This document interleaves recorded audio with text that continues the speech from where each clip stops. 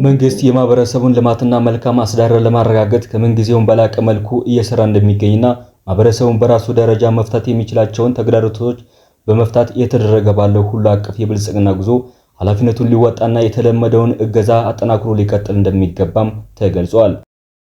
አገልግሎት አካባቢ ካሉ ባለሙያዎች ጋር ተያይዞ ጠንከር ያለ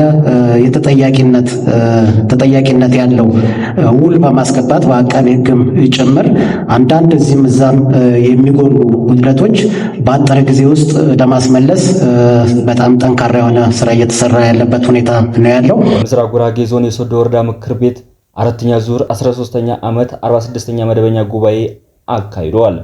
በወረዳው በተጨባጭ እየታዩ ያሉና የልማትና የመልካም አስተዳደር ተግዳሮት የበለጠ አጠናክሮ በማስቀጠል ቀሪ ተግባራትን በማሳካት የማህበረሰቡ ሁለንተናዊ ተጠቃሚነት ማረጋገጥ እንደሚገባም ተመላክቷል። ከዚህ ከፋይናንሻል ጉድለቶች ጋር በተያያዘ ምንም አይነት ጉድለት ወደዛኛው በጀት ዓመት እንዳይሻገር ስራ እየተሰራ ነው ያለው። የቀበሌ ምክር ቤቶች ጊዜያቸውን ጠብቀው በየወሩ የሚያደርጉት የምክር ቤት ጉባኤያቸው ምናልባትም ቀደም ሲል ስናየው ከነበረው ድክመት የተላቀቁ ነገሮች ማየት ችለናል። በድክመትም ያሉ አካባቢዎች በሰነዱም በሪፖርታችሁም ላይ እንደገለጻችሁት ለድክመቶቻቸው ምክንያቱን ያስቀመጣችሁ ስለሆነ ምክንያቱ ደግሞ ተጨባጭም ስለሆነ በዛ መንገድ ማየቱ ጥሩ ነው። ምክር ቤቱ የሚሰራቸው 3 አንኳር ጉዳዮች አሉ። የመጀመሪያው ያው የቁጥጥር ስራ ነው።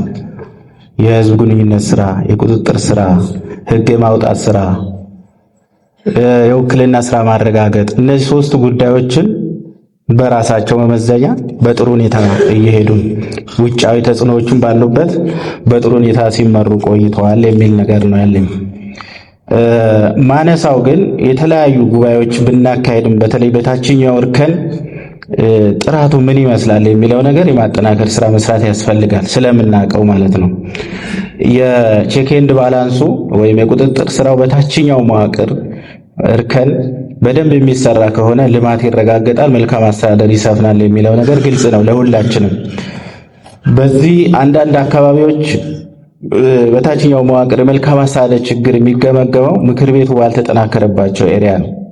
ከዚህ አንጻር በተያዘው መንገድ በቋሚ ኮሚቴዎችም በምክር ቤትም ታች ያለው እዚህም ያለው የምክር ቤት አፈጉባኤዎችም ወይም የተወከሉ አካላቶችም ምክር ቤቱ የሚይዘው ነገር አለ።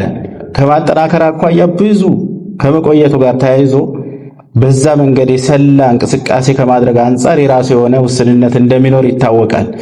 ግን ደግሞ በተለያዩ በአቅም ግንባታ ይሁን በሌሎች ስራዎች እያጠናከሩ መምጣት ያስፈልጋል የሚል ነው። ጉባኤ ከመጣስ አሁን የተሻለ ሁኔታ ላይ ደርሰናል። ድሮ የመጀመሪያ ሩብ ዓመት ጉባኤ ማካሄድ በጣም እንቸገር ነበር። ስለዚህ የጊዜ ማኔጅመንት እየተሻሻለ መጥቷልና ይህን እየተጠናከረ የሚሄድበት ሁኔታ መፍጠር ያስፈልጋል ነው። ዘገባው የሶዶ ወረዳ መንግስት ኮሚኒኬሽን ጉዳዮች ጽሕፈት ቤት ነው።